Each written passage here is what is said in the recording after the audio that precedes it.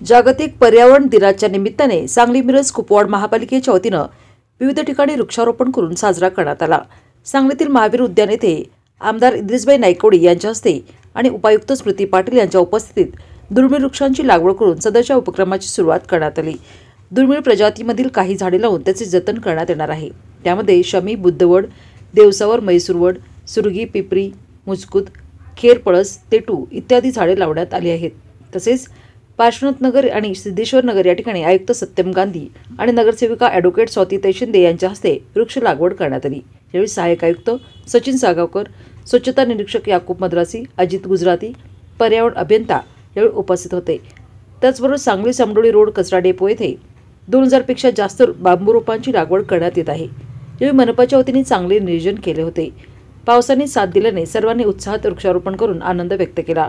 उपायुक्त स्मृती पाटील यांच्या हस्ते वृक्षारोपण करण्यात आले। बचत गटाच्या महिलांच्या सहभागाने वृक्षारोपण करण्यात आले।